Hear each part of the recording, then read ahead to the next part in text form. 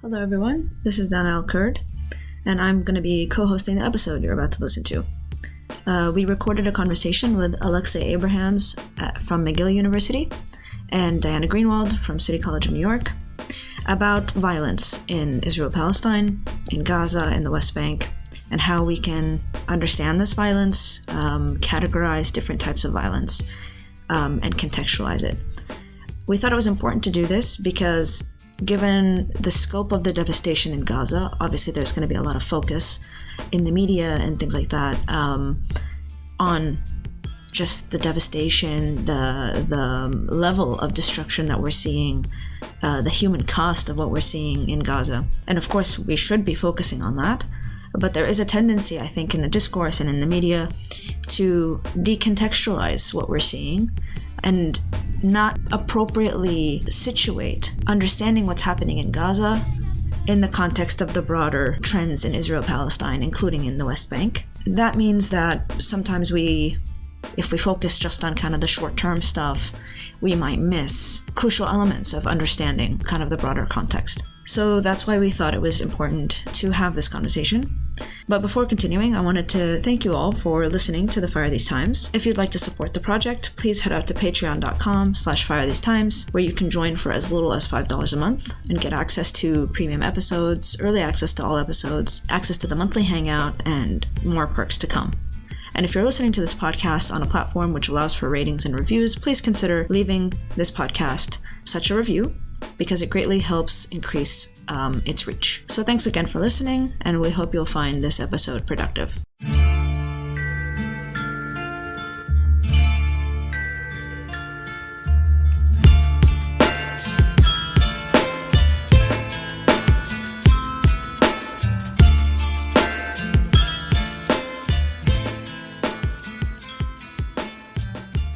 Okay, so hello everyone. Welcome to another episode of the Fire These Times. Today your hosts will be myself, Joey, and Daniel Kurd. Let's start with some introductions alongside a general question that we are now asking all guests, which is a bit of a variant of the how are you question, because it kind of feels that we all have the same answer. So the more specific question that we've been trying out and we'll try out in this episode as well is, how is your heart? How is your heart? And Diana and Alexei, first, if you can introduce yourselves. No, let me repeat that. Sorry. Dana, you have to also introduce yourself. Sorry about that. Dana, after I shut up, you can introduce yourself and introduce both guests or ask them to introduce themselves. And then we can take it like that, something like that.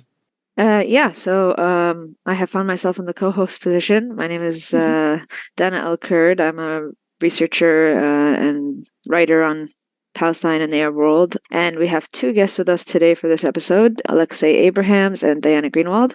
So I'll start with alphabetical order. Alexei, if you want to introduce yourself and let us know how you're doing.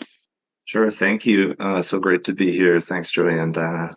So my name is Alexei. I'm the Digital Trace team lead at the Canadian Media Ecosystem Observatory at McGill University. So I study political communications. I've also studied the Palestinian struggle pretty much all of my adult life. These past few months have been very hard. My heart is heavy. It's difficult watching as a sympathizer with the Palestinian struggle, as a person of color through a period of incredible dehumanization, and also as a scientist, as a researcher, during a time when it just feels like there's such contempt for knowledge and expertise. So that's how I'm doing. Yeah, thank you so much, Dana and Joey and Alexei, for being here. Diana Greenwald, I'm an assistant professor of political science at the City College of New York, which is part of CUNY, and a long-time colleague and friend and comrade of Dana's and Alexei's, I think, to answer the question of kind of how I'm doing. So, background, I study Palestinian politics primarily from the lens of looking at local politics, sort of at the town, city, village level in the West Bank, and also analyze things a little bit using kind of a political economy lens. But I think these past couple months have been, shattering. And in many ways, I've been relying on lifelines with actual humans who are knowledgeable and compassionate, like Dana and Alexei and other friends, other scholars, other people in the region, trying to really kind of rely on those relationships more than getting immersed or embedded in social media discourse and the kind of hot takes of the moment. Trying to do this more or less successfully, depending on the day. But yeah, I think it's really hard to kind of have any perspective to sort of step back right now as a quote unquote scholar or analyst, because everything is just unfolding minute by minute so rapidly, and it's really horrifying. Yeah, it's really difficult when we have this like researcher caps or that kind of researcher identity that we, operate in, because it's like we're also human beings, and like it's very difficult to be so detached that like this just seems like a political science question unfolding. So let me start the question, and I might start with Diana first on this question, and then we can ask Alexei to jump in as well. But could you maybe describe the conditions of violence before October 7th? Because the reason I'm asking you first, Diana, is because of your piece on and your continued work on indirect rule, and maybe you could just kind of explain those concepts and yeah, what was violence like before October 7th? Yeah, this is a deep topic. And Just I finish it up in think, 30 seconds would be fine. right, when I think of violence under military occupation, for example, in the West Bank, where I've done essentially all of my, empirical work, I think of not just the use of it, like actual killings or maimings or destruction of property or abuse in prison, which are obviously clear manifestations of violence that occur every day against Palestinians in the West Bank, but also, of course, intimidation. So you have settler violence that, while might not be fully carried out physically, like fully carried to fruition, but that threat of intimidation is always there. And you have intimidation, of course, from the Israeli military regularly. But also, I think within the understanding of violence, we have to think about the threat of violence or intimidation that just constantly persists. Like, even if someone is not wielding an AK in your face or, steamrolling through your village in a tank or something, which of course occurs, there's just a constant understanding that, agents of the Israeli state, whether they're military, whether they're security contractors, which are also prevalent in the West Bank, and then whether they're settlers, which are arguably agents of the Israeli state as well, are wielding the means to commit violence at all times. And so even just day-to-day interactions at checkpoints or if we return to Gaza, of course, interactions in terms of trying to get permissions to come and go from the territory, things of that nature, it's all backed up by this constant threat of violence. And of course, we all experience that if we have like police forces and militaries and, state agents of coercion in our lives. But the point of occupation is that the occupied population is in no way represented or, possessing any means of accountability or control or influence over those agents. I mean, it is an obvious point, but I think that, is my really sort of half baked summary of thinking about violence under occupation. No, that's very valid. And the reason I brought up the term like indirect rule is because I think a lot of people, sometimes with bad faith and sometimes not, think that, well, the Palestinians have some levels of self-governance, like in these urban centers or in the Gaza Strip. So like, how could it be that these kinds of violence, this kind of like threat of violence and these modes of violence persist? But yeah, you explained it quite well. Alexei, do you want to jump in here? How would you describe conditions of violence before October 7th? I'm so relieved you asked Diana first because she described it far more eloquently than I could. And here also I'll just lean on the words of Ghassan Kanafani. تبدو لي حياتي حياتنا كلنا خطا مستقيما يسير بالذل وهدوء إلى جانب قضيتنا لكن الخطين متوازيان ولن يلتقيا.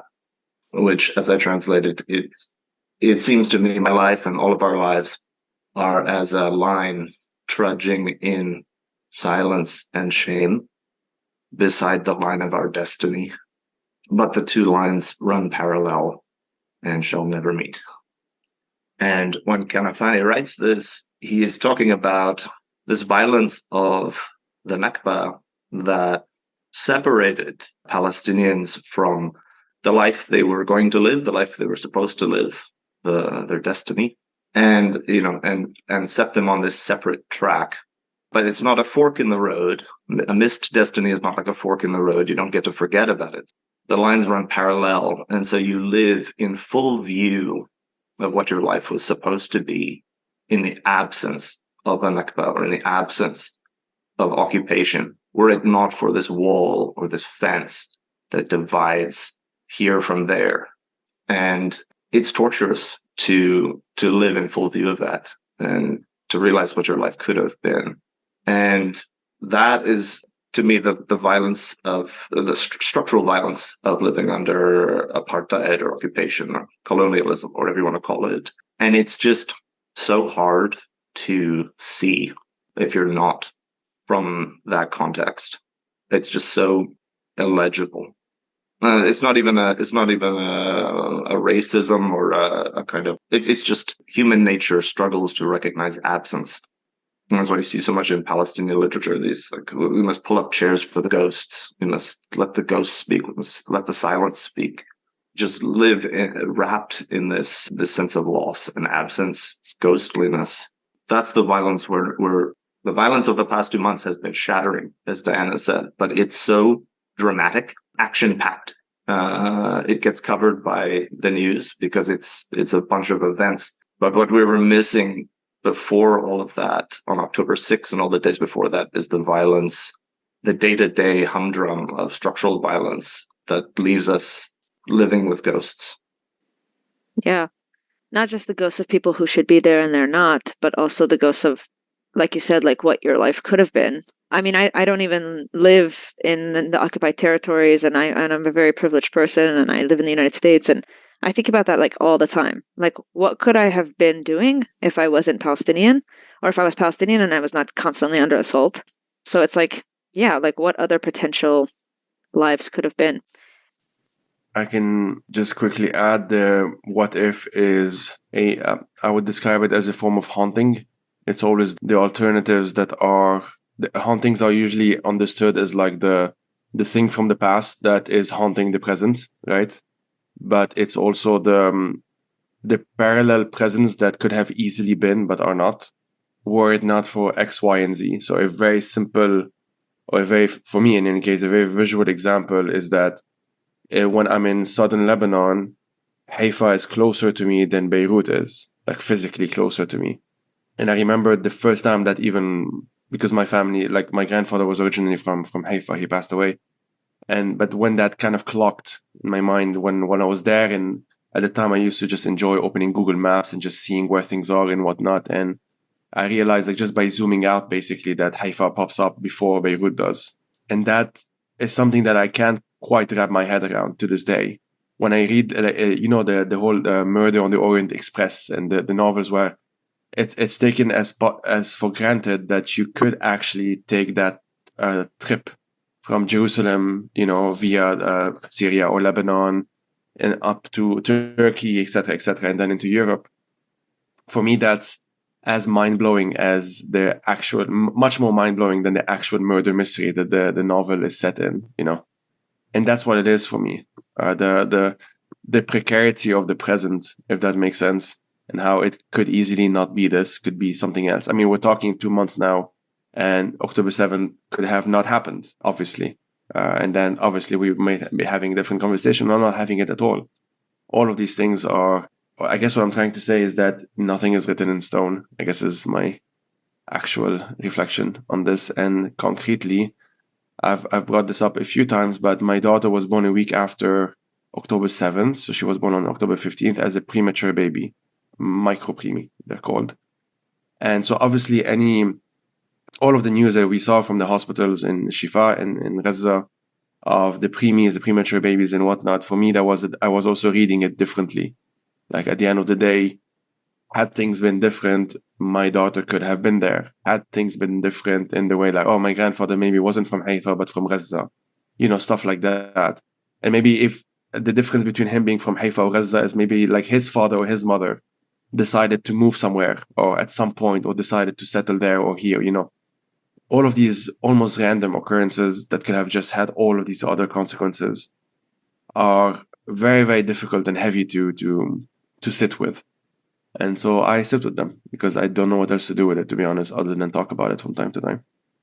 No, but it's good to articulate it the way that you and Alexa have been articulating, because there are certain types of violence that certain forces want us to feel are normal. Certain levels of death, certain types of structural violence that don't ever make it to the media, don't ever make it to these discussions, because it's as if it always has been and always will be. And it really is not only very modern, very new, all of this, even 1948, very modern, very new, but also like not at all set in stone, like you said. I'm going to move on to the next question we've talked about before October 7th, but let's actually discuss October 7th, because there's been a lot of debate about October 7th, not in terms of, like, I don't want to maybe get into the disinformation. I think that's not that useful. But like, what happened on October 7th? How do we categorize this kind of violence that is different from other types of violence that have been used and occurred? And maybe we could touch on the ethics of resistance. The atrocities committed on October 7, and they are unequivocally atrocities, and it's been embarrassing to watch part of the pro-Palestinian community trying to deny the nature of that violence. But what happened on October 7th is way out on the end of the continuum of the tactical repertoires of resistance. It's not something, for example, that I could ever stomach or support, but it is a product, I feel, of the intransigence with which nonviolence and more palatable tactical repertoires have been met in recent years. That has taken power and legitimacy away from, especially from the left, I would say, and it has given a legitimacy, if only in the sense of kind of by process of elimination, like what again, kind of funny, like هذا كل ما يتبقى لنا, right? This is all that's left to us, all that remains. So it I think it emerges from that, from a place of repression of nonviolent and more moderate tactics. It was such a shock. I mean, it's not a shock in the sense that these more moderate tactics have been shut down, so there was going to be something more extreme. But along that continuum, there's sabotage, there is violence against military targets, there's violence even against political figures. Way out beyond that, right, is violence against civilians, and then also violence of the kind that we actually witnessed October 7th, sexual assault and torture and decapitation. And so it's been difficult. But I pass the mic to Diana. I really don't have a lot to add and agree essentially with Alexei's entire analysis. I think, the other thing I suppose this is more as a scholar, right? Something we need to consider in understanding what happened on the 7th is, like, there were a lot of people involved. And this sort of takeaway applies to looking at all the different forms of Israeli violence that are perpetual throughout this occupation, throughout the regime of apartheid, etc. But on the side of what Hamas did on the 7th, there are people, like, we can try to understand, the why, or the strategic calculations, or the ethical or moral calculations of people like Sinwar, or people like Mohammed Zaif, and all the leadership, and Haniya, even, remotely. And then we can also try to understand, why these mostly young men, sometimes teenagers, sometimes young men, carried out these attacks, breached the barrier into Israel, descended upon these villages in kibbutzim, carried out these atrocities, right? And these are just very different questions to me. And there are all sorts of other probably individuals and people in the middle, whose incentives you want to understand. But I think for me, looking at it, the most tragic part of it are those young men who actually carried out the physical atrocities in the end, right? And like trying to understand, as in any case, what kind of conditions, what kind of perspective leads one to do something like that. And as I said, we can apply, of course, these exact same questions to trying to understand why, IDF, young, also mostly young, right, IDF soldiers carry out atrocities against Palestinians and continue to do so as we speak. And I think that's something that I've just gotten really sort of mentally stuck on. And it's obviously a question that many researchers and others besides me have tried to answer. Yeah, there's like one set of questions, like you said, where it has to do with the political or strategic, dealing with kind of like the decision makers. That's a separate kind of analysis than the political psychology, kind of the individual psychology of people who engage in militias or engage in certain kinds of, rape as a tool of war, any of those kinds of tactics that, as you mentioned, like there is wide literature on this from other regions and other examples. And we need to kind of be able to bridge both to try to understand. I also want to bring up Tarek Bakouni, who wrote the book Hamas Contained, was interviewed by The New Yorker shortly after the October 7th attack. And he talked about how, like, there could be, as you mentioned, Alexei, like kind of a continuum of tactics, some violent, some non-violent. And then in violence, there's also a wide range of tactics. And he said, that kind of sadistic violence is not inevitable. And so that has to be separated out from saying, like, Palestinians like shouldn't be expected to live under occupation. Okay, but then sadistic violence, that's like, dependent on people's agency. And Azmi Bishara also wrote a long paper about kind of ethics and resistance, and he talks about distinguishing between what can be seen as like maybe a legitimate thing to do versus a criminal act. So I think we need to kind of keep these discussions in mind, but it's also so difficult to have these discussions, frankly, because violence is ongoing. And so it's like, when do you even have, like, we haven't gotten to the day after. When do you have these kinds of, adjudications? Maybe this is not the time to do it. I'm not sure. And I fully understand why people get upset about like discussing these ins and outs. But Azmi Bishara would say, like, oh, I'm sorry. Go ahead. No. I didn't mean to interrupt. I was just going to quickly say that the timing of it all is always sensitive. I'm not saying it's not worth asking. It is. I just think that it's worth asking it while also trying to answer it. I don't think we'll ever get to like a perfect answer, if that even exists. But as you said, like, we have cases like October 7th in the past. Maybe the context isn't the same. The actors aren't the same. Sure. But the acts have occurred in the past in different contexts. And so it is worth asking, like, if we, the international community or whatever, are serious about the fact that we are opposed to these acts and we don't want them to occur, studying them surely is one of the ways we can prevent that. Again, I'm being a bit naive as to like, oh, the more information we have, the better we can act. And in theory, that should be the case. But I don't know. As I said, it's been 2 months now. Sorry, Diana, you wanted to add? No, I think this all sort of is consistent with some of my thinking on it. And just, to build on what Diana was saying, we're in a point now where we're post October 7th, but we're not post genocidal violence in Gaza.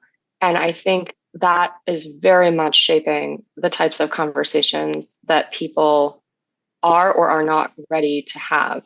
And I think I've just found that there are some people who want this time to be all about an accounting of October 7th, due to all sorts of reasons, right? Subjectivity among them and positionality and such, but also, for ethical, moral reasons, etc. But then, of course, as Diana says, like there's an urgent need for us to not only bear witness to what's going on in Gaza moment by moment, but to actually focus our intellectual, our analytical energy on that. And so I think this is, at least for me personally, creating a lot of difficulties and sort of tensions and, discussions with various people. I mean, this is violence against civilians, but after a century, after the 20th century, in which massive violence against civilians became, if it wasn't already. And it's amazing how little I've seen in the mainstream news discourse about Hiroshima, Nagasaki, Dresden, right? There's never been atonement or a reckoning with that kind of massive violence against civilians. And you read a U.S. history textbook and it's just sort of dismissed. Well, it's lesser of two evils. The land invasion of Japan would have led to more deaths or something. But I'm sure Hamas has its own consequentialist justifications as well. And, I think of Kurt Vonnegut and Slaughterhouse-Five. I mean, the guy never recovered his whole life from what he witnessed when he watched the firebombing of Dresden. And he says, I became unstuck in time. I turned into a pillar of salt, like Lot's wife, unable to look away from the burning city. So there's all of that against the backdrop. And people, you will see on social media threads, people reference these things. They say, well, we have to do to Gaza. We have to do what we did in Dresden, right? And we're no more to be blamed than the Allies. And, See, wasn't international law kind of like the answer? The problem is that answer has been so selective and doesn't reach atonement. Obviously, there's never been a discussion of that. But yeah, I mean, the whole point was for international law to create limitations on this kind of behavior. But international law has been selectively applied based on region, global south versus not, but also based on the actor, like state versus non-state actor. There's been a lot of differentiations there, I think. I mean, I think the analogies we're seeing to like Dresden and to the campaigns in World War II fighting against the Nazi regime are alarming, to say the least. So actually, that is a good segue. Not good, but what's happening since October 7th in the West Bank and Gaza, because there's also been a debate around that among Israel studies folks, among Holocaust studies folks. Some people, I think it's not controversial, but again, I live in a bubble of academics, so I don't think it's controversial to say war crimes. That's, I think, been pretty well evidenced. But then there's a debate. Is this ethnic cleansing? Is this genocide? Is this just war crimes? There was the New York Times article by Omar Bartov, and then the Jewish Currents article by Raz Segal. So I was wondering if you guys can, one, describe what's happening in the West Bank versus what's happening in Gaza, and then not to take a position on the debate necessarily, but how should we view this debate? Yeah, I mean, I can provide some initial thoughts. I'm certainly not an expert on the international law in terms of the definitions of these concepts, but I think genocide, as it's defined in the Genocide Convention, like the original definition of the concept, which is about the intent to destroy groups based on racial, ethnic, religious grounds. It's problematic for a number of reasons that scholars have pointed out, which is you have to demonstrate intent, and you have to demonstrate that intent is to destroy the group as a whole, or not. It doesn't have to be as a whole, actually, or in part, in whole or in part, as the language says. And obviously, the loophole that all states or all actors accused of genocide are going to use is that, well, it's not our intent to destroy the group. Our intent is to fight terrorism. Our intent is to engage in self-defense against another militant actor, a part of or embedded within this group. But intent, I think, how do you measure or analyze intent? Well, we have these public statements from Israeli military figures and members of the cabinet, the Secretary of Defense, et cetera, that people are using as evidence of that intent. And for me, I'm just so much more concerned with the actual events and outcomes on the ground. And, I think from an international legal perspective, it's going to be, very important to pursue these claims of genocide, to pursue these claims of war crimes, to pursue these claims of crimes against humanity. And that's certainly not my area of expertise. But right now in the public discourse, which isn't really the types of people commenting on this are not those that are exclusively those that are going to be like bringing these claims to international court. For all of us, I just feel like the intent is so clearly in this assault on Gaza. It is so clearly eliminatory towards the Palestinian people, in the sense that absolutely no measures are being taken for civilians' lives. They are furthermore under complete siege and facing the threat of literal famine and starvation and dehydration and disease and inability to access medical care at all. And on top of that, are being bombarded and targeted with aerial weaponry, with ground force incursions into areas that are supposed to be quote unquote safer. So there's no question that it's eliminatory towards Palestinian civilians. And I just think that, to me, it's observationally equivalent to genocide. Yeah, I mean, I feel like we kind of get bogged down in the words and the concepts and the verbiage, and then that becomes the discussion, instead of being like, look at the scope of destruction, like whatever you want to name it. And again, that's separate from the people who, they work for the Center for Constitutional Rights, or, these kinds of organizations that actually do have to engage with the legal aspect of it. But right. Joey, did you want to add something? This conversation reminded me, I know that about a decade ago, so I think it was 2013 or 2014, the United Nations declared that the Syrian regime's actions in Syria amounted to, I think that the terminology was the crime of extermination. And that was supposed, because they couldn't, again, because of this legal nuances, they couldn't say genocide, because technically it's, he's from the same group of people, the same ethnic group at the very least. Although there are also arguments that it is also genocide, because Assad early on differentiated between what he called useful Syria and, i.e. the rest of Syria being useless Syria. But there are terms used by the Israeli government officials, IDF, and so on, not even just since October 7th. I remember in 2014, Ayelet Shaked talking about the snakes, wombs, like something along the lines of like Palestinian women are, harboring snakes, basically. Like that's genocidal language. Yeah, in their womb. Like that's genocidal language. It's like 101. There's no other way of describing this.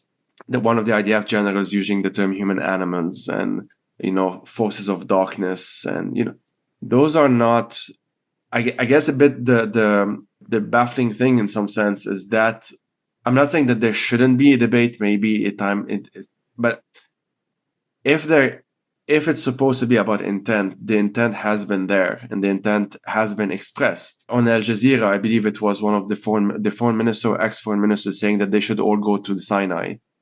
Like all of those things are, again, they're not hidden. And in a different sense as well, or maybe like parallel to this argument that I'm making, we just found out overnight that Rifat was murdered. Rifat al-Arir, for those who don't know, a Palestinian academic, founder of We Are Not Numbers, editor of Gaza Writes Back, and a lot of folks in this space know him or know of him. And a number of family members, I think 4 or 5 other family members were killed. And I listened to his interview on Popular Front of about a month ago or so. I actually referenced it also on this podcast because it was a very, very difficult one to listen to, because you could literally just hear the bombs all around and the kids in the background yelling. It was just a horrible thing to listen to. I would recommend it anyway for folks who feel that they can stomach this, because he says a lot as well, in addition to it being very difficult. And I guess what I'm saying is that Rifat as a civilian was murdered. And whether he was murdered in something that we can call genocide or something that we can call a war crime, ultimately doesn't matter as much. The fact that it does matter, I think, has done probably more of a disservice to humanity than otherwise. I'm not saying distinctions don't matter at all, but there is a sense that For example, the act of a crime against humanity or a war crime has almost been deflated because unless you can call it genocide, like genocide is the top thing and then everything else follows. But if your entire family is killed and it's not technically genocide, does that really matter? And I guess for me, it doesn't really, and there should be accountability nonetheless. And I'm not saying we disagree with this on this panel, obviously. I'm just saying that as part of the discourse more broadly, there does seem to be this bit of a hierarchy between the levels of crimes, if that makes sense, when the end result is the same. And just to add to that quickly, Joey, I think that's absolutely right. And the murder of Rafat and the destruction of Rafat was a poet, and the targeting of, for example, historical archives in Gaza. I mean, the complete destruction of Gaza City's municipal archives, things like that are forms of obviously intent to destroy, right, a group through cultural and historical elimination. Yeah, just so many thoughts about all that, and especially on the last point, again, this climate of contempt for knowledge, contempt for books, for archives, for poets. This, to me, I think, is actually the core of fascism. It's often, yeah, I mean, fascism often ends up being anti-Semitic, but I don't think it's like a core quality to it. Or Eric Hobsbawm doesn't think so in his Age of Extremes, his History of the Short 20th Century. But this anti-enlightenment, anti-knowledge, and against the notion of humanity, right? Against the notion that we're all somehow in this together. This question, though, I didn't expect to ask before this conversation, was just kind of emerged for me. What does it mean to resist a government or authorities that are willing to use annihilative violence? Because a lot of the academic literature on insurgency and rebellion and resistance and so forth, there's an understanding that the rebels, the militants, live embedded in the civilian population, and that it comes down to a matter of information. Can the government convince the population to snitch on the militants? And of course, they can't unless, this is the hope, they can't convince the civilians to snitch on the militants unless they win over their hearts and minds. And they win over their hearts and minds by basically undoing the system of oppression that gave rise to the militancy in the first place. And you see some American military commentators trying to intercede on what's going on in Gaza now and say, yeah, but you need to win over the civilian population. And if you just keep bombing them, it'll just create a new generation of militants and so forth. And I've said many times, there is no military solution. I mean, it's only through a political solution can I get somewhere. But when I say it, I have to admit there's a bit of a tremble in my voice, because maybe with an annihilative government that's just willing to wipe out or totally displace an entire population, maybe there is a military solution. Maybe you can just murder everyone and destroy all the archives, and there'll just be silence after that. I mean, it's basically what Bashar al-Assad did in Syria. Like, the Syrians that he no longer wanted to be a part of Syria, like, the solution was a military solution, which was to annihilate them and displace them and complete destruction.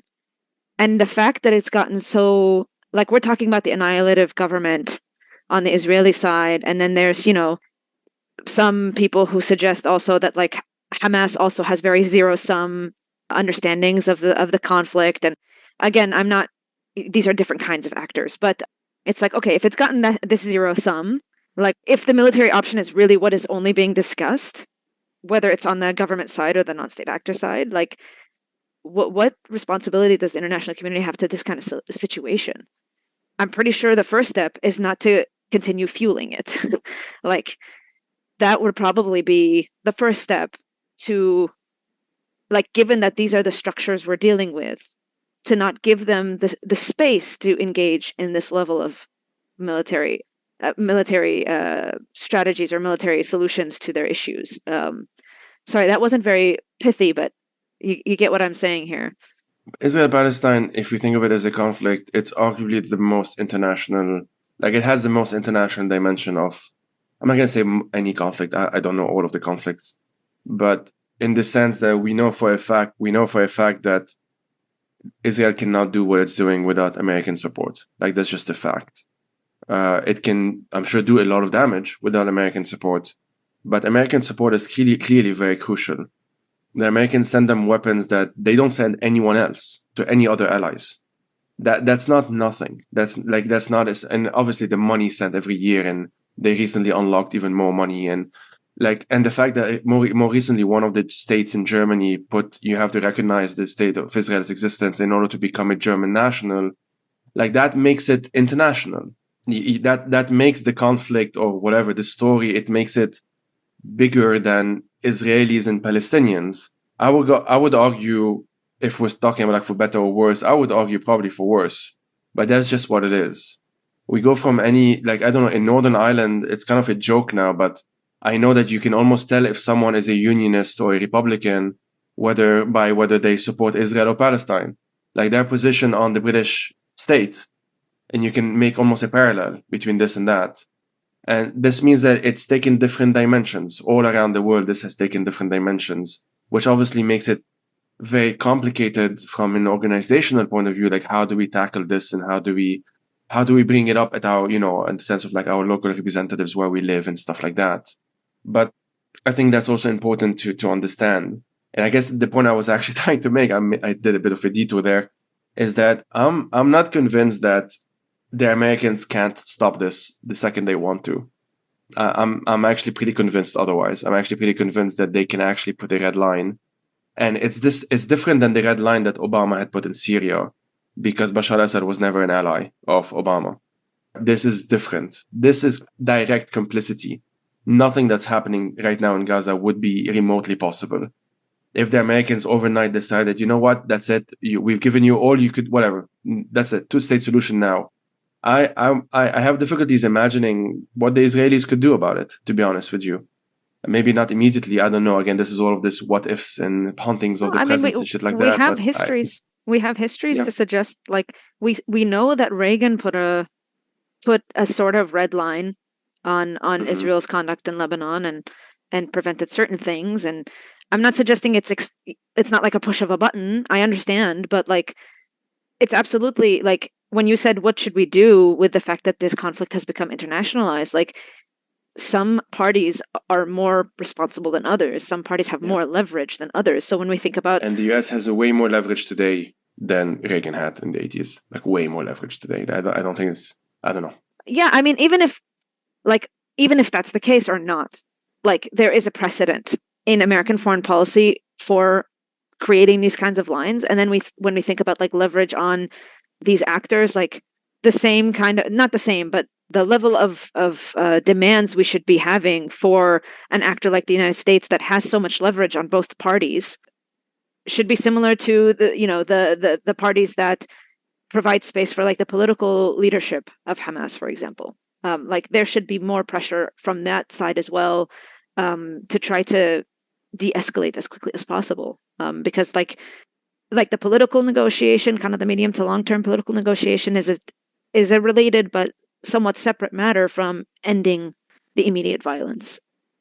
Yeah, I mean, I was just thinking about, Alexei's question about resistance to annihilationist, state violence. And I think all of what you, Joey, Dana, are suggesting about U.S. aid here is so critical, because even if the U.S., let's say Biden administration or U.S. policymakers don't share this annihilationist intent towards Palestinians, like, we are supplying the immediate arms and weapons to carry that out. So maybe the U.S.'s influence or leverage is not in a position to change that annihilationist intent within the halls of the Israeli cabinet or government, but this is like just the more urgent need is to deprive them of the tools they need to carry that out. And right, like on Hamas's side, of course, now Israel's using the justification that it appears Hamas has an annihilationist intent towards Jewish Israelis as well. because of what happened on October 7th. But, I think as, Americans and American citizens, the difficulty is just always, well, okay, but how does one influence, Hamas's ability to carry out violence? And now at this point, like I said, October 7th has come and passed. They're still launching rockets, sure, occasionally, but like we're in Iron Dome world, so it's not, we're not seeing Hamas carrying out what I would call annihilationist like violence at this moment. Yeah. Anyway, sorry, just well, kind I mean, of it's rambling also thought, but like you.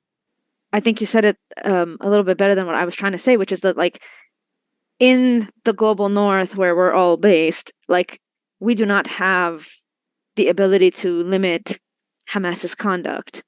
There are actors who have that, and we can discuss like what the Qataris should do, or what the Iranians should stop doing. That's fine, but we are in a different position, and for the immediate term goal of just de-escalating, if whether or not you accept that one or both parties has annihilationist views of the or zero sum views of the conflict, that what we're seeing unfolding means it has to stop first, right? And then I do think, maybe this is naive of me, but I do think the United States absolutely has the leverage, even in the medium to long term, to, I'm not suggesting that they can switch Israeli leadership or switch Israeli public opinion, but you certainly can't. You exacerbate certain trends if you provide cover for very right-wing people, and you make sure that the international community can never respond to certain kinds of behaviors. And so, in the medium to long term, I think the U.S. also has leverage on like what kind of leadership can be seen as acceptable, and what kind of leadership emerges in these places. So sorry, I know we need to wrap up, but if we can have a takeaway for the episode from both of you about what people should understand about violence in Israel and Palestine. I'd just say it's a failing of human nature that our attention is drawn to events and things that happen, and that we forget about non-events, things that failed to happen. In fact, the Israeli psychologist and Nobel laureate Daniel Kahneman calls it the Wysiati principle. What you see is all there is. It's a human bias that we all struggle with. So my challenge to myself and all of us, all the listeners, is to look beyond the events, October 7 or all the kinetic violence that's followed it. Look beyond that to the non-events, to the absences. Pull up a chair for the ghosts, and try to register some compassion for what people live with and live without when they're living under structural violence and systems of oppression. That's really beautifully said, but it also made me think about not just pulling up a chair for the ghost and thinking about the losses and the counterfactuals and the non-events, but maybe more kind of future-minded, like thinking about possible alternatives that could become less likely as a result of the dynamics that we're seeing unfold, but like maintaining a space to thinking about alternative futures as well.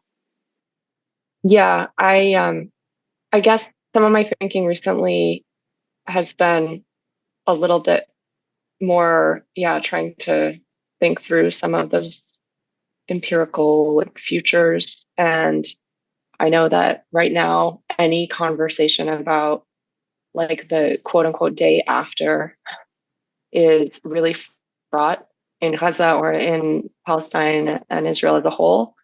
But I do find myself just kind of compelled, and maybe others feel the same way, to have those conversations, because obviously the continuation of this war on Gaza is taking place in a context in which Israel and the Israeli government is being faced with very, very, very little pressure or accountability to even discuss that, right? And what are Palestinians and what is Palestine supposed to look like after all of this? And, and I come back to, like, we started the conversation with violence, and and obviously continue talking about it over the course of this hour. And, I've been trying to think about what the sort of accepted use of coercion is supposed to look like in Palestine after 56 or arguably 70 plus years of like Palestinians never having any control or agency over the agents of coercion and violence in their homeland. And these kind of discussions in the policy discourse of like, is there going to be, some sort of rejuvenated Palestinian Authority, or is there going to be some kind of international transitional administration, or, is Israel going to reassert, quote unquote, direct rule over Gaza, and all of this, like the glaring absence from all of this, even those that are waving their hands towards a quote unquote two-state solution, and this has been the case, by the way, for decades and decades of US policy, is that Palestinians are not allowed to wield coercion. And that's the like baseline assumption of all of these models. And people will say, maybe more like the liberal Zionist kind of crowd or whatever, that, oh, well, they can, build towards that, or like, Palestinians will initially be demilitarized, but then there will be some kind of transitional process and all of that. And I just find myself, really incredibly frustrated with these discussions. And I think this comes back to like some people, again, because of October 7th, are not ready, or in some sense psychologically incapable or whatever, of talking about Palestinians wielding, defensive even, like coercion, right? And the ability to defend themselves and their communities. Like, what does that look like? I think but it's we like can't an element, talk about this future. Yeah. It's an element of sovereignty. Like, all these discussions are had without thinking or taking seriously Palestinian claims to sovereignty. They're trying to replace that discussion with Palestinian claims for self-governance, or something less than. And that exactly, and that has and that's a problem. Even if you agree with the premise that Palestinians should not have full sovereignty, let's assume that's where your starting point is. Strategically, it does not work because the Palestinian public will reject any such arrangement. And that's another glaring omission, by the way, by all these discussions, is like, where's the Palestinian public in any of this? It's like the hand-picked people that the Americans want. They want the PA to come back to Gaza. No, nobody's considering what Palestinians actually want. I mean, I was asked this question once, like, well, who, if not the Palestinian Authority, then like who? Like, you just have a vacuum of leadership. I was like, do you think the Palestinians have this very vibrant society? There's nobody that has any ideas or any leadership that could possibly come forward in this moment. Like, it's so ludicrous. And yeah, sorry, I went on a little mini rant. I mean, I guess I'll just be slightly repeating myself here, but just saying that if I were to summarize this conversation, and I would only do so badly because I don't think I can really do so in at least not a few sentences, if we don't take seriously the fact that things are not inevitable. Like October 7th, as we said, did not need to happen. Could have happened differently, could have not happened at all. It was horrible and unjustifiable. But to say that was surprising is a different argument, because I think that's sort of the argument that the Israeli state wants to put forward, that this was a shock and came out of nowhere and there's no and that's just not true. Like, you have to just willingly not think about the other examples throughout history to believe that this is the case. So if we agree that, okay, well, it could have happened differently. Actually, let me, a much easier example. We know that there have been hostages released. Like, we know that, I don't know, at day 40, I don't remember when it started, after October 7th, some hostages started being released, and this has continued progressively ever since. So we do know that something is possible. We do know that some compromise or some whatever, we do know that these things are actually feasible, politically feasible. And so the question that I think the Netanyahus of the world and their supporters don't want to ask is, why didn't they do that before? Why wasn't there a deal beforehand? Because clearly a deal was possible. And I'm sure it did not require rocket science. What Hamas was asking in that case was the release of Palestinian prisoners, would, by the way, are called prisoners and not hostages because it's the state doing that, but they're effectively hostages with no rights whatsoever. And so the Israelis could have said, okay, fair enough, or whatever, but they were not in the mindset for that. And so is international law supposed to be what the mindset of the powerful is on that specific day?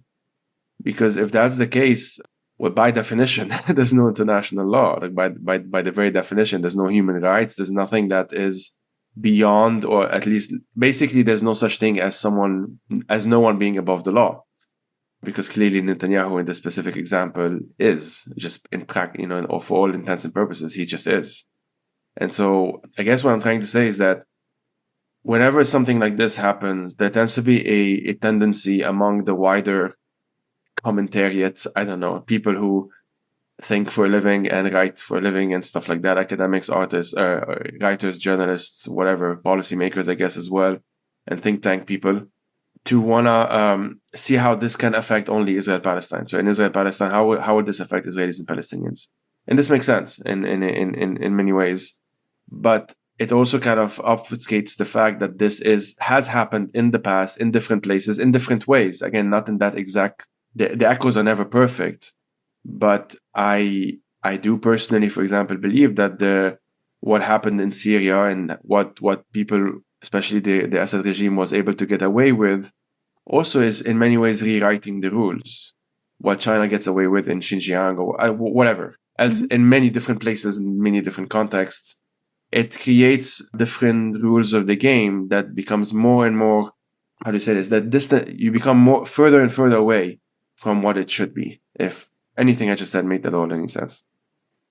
No, I think it definitely made sense. And it's something I keep thinking about and being horrified about. But yeah, thank you guys so much for having this discussion and being on the podcast. And I hope you take care of yourselves as we consume all of this violence and destruction.